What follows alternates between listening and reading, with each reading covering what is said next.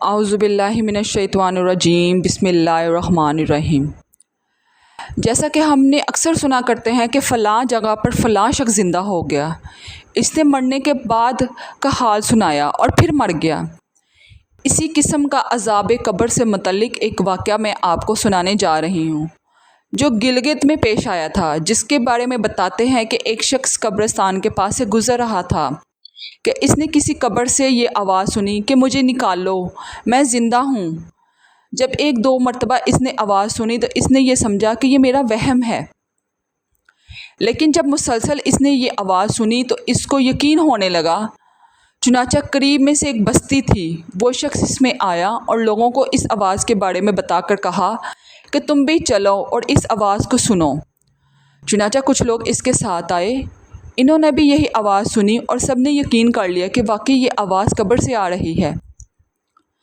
اب یقین ہونے کے بعد ان لوگوں کو مسئلہ پوچھنے کی فکر ہوئی کہ پہلے علماء سے یہ مسئلہ معلوم کر لو، پھر قبر کھولنا جائز ہے یا نہیں۔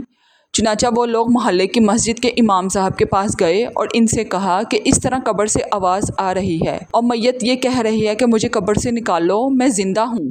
اس پر امام صاحب نے فرمایا، اگر تمہیں اس کے زندہ ہونے کا یقین ہو گیا ہے تو قبر کو کھول لو اور اس کو باہر نکال لو۔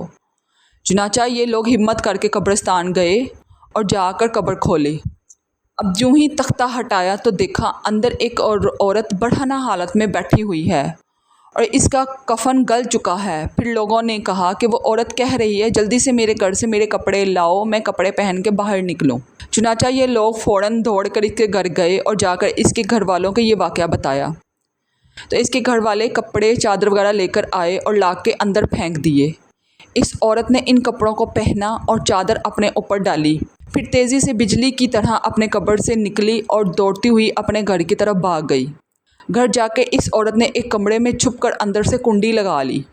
اب جو لوگ قبرستان آئے تھے دوڑ کر اس کے گھر پہنچے۔ ان کو وہاں جا کر معلوم ہوا کہ اس نے اپنے کمرے کے اندر سے کنڈی لگا رکھی ہے۔ ان لوگوں نے دستک دی کہ کنڈی کھولو۔ اندر سے اس عورت نے جواب دیا، میں کنڈی تو کھول دوں گی لیکن کمرے کے اندر وہ شخص داخل ہو جس کے اندر مجھے دیکھنے کی تاب ہو، اس لیے کہ اس وقت میری حالت ایسی ہے کہ ہر آدمی مجھے دیکھ کر برداشت نہیں کر سکے گا، لہٰذا کوئی دل گردے والا شخص اندر آئے اور آ کر میری حالت دیکھے۔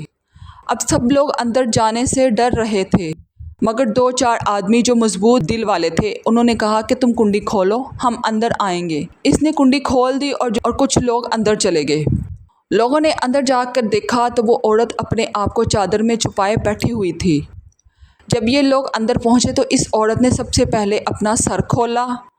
ان لوگوں نے دیکھا کہ اس کے سر پہ ایک بھی بال نہیں، وہ بالکل خالی کھوپڑی ہے، نہ اس پر بال ہیں نہ کھال ہے، صرف خالی ہڈی ہڈی ہے۔ لوگوں نے اس سے پوچھا تیرے بال کہاں گئے؟ اس عورت نے جواب دیا کہ جب میں زندہ تھی تو ننگے سر گھر سے باہر نکلا کرتی تھی، پھر مرنے کے بعد جب میں قبر میں لائی گئی تو فرشتوں نے میرا ایک ایک بال نوچا اور اس نوچنے کے نتیجے میں بال کے ساتھ کھال بھی نکل گئی۔ اب میرے سر پہ نہ بال ہیں نہ کھال ہیں۔ اس کے بعد اس عورت نے اپنا منہ سے کپڑا ہٹایا۔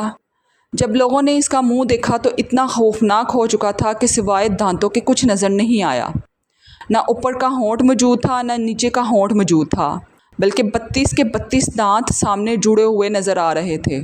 سوچئے اگر کسی انسان کے صرف دانت ہی دانت نظر آئیں تو کتنا ڈر اور خوف معلوم ہوتا ہے۔ اب ان لوگوں نے اس عورت سے پوچھا تیرے ہونٹ کہاں گئے؟ اس عورت نے جواب دیا، میں اپنے ہونٹوں پر لپسٹک لگا کر نامحرم مردوں کے سامنے جایا کرتی تھی، اس کی سزا میں میرے ہونٹ کاٹ لیے گئے، اس لیے اب میرے چہرے پر ہونٹ نہیں ہیں۔ پھر اس عورت نے اپنے ہاتھ اور پیروں کی انگلیاں کھولی۔ لوگوں نے دیکھا کہ اس کے ہاتھ اور پیروں کی انگلیوں میں بھی ایک ناخن نہیں تھا، تمام انگلیوں کے ناخن غائب تھے۔ اس سے پوچھا تیری انگلیوں کے ناخن کہاں گئے؟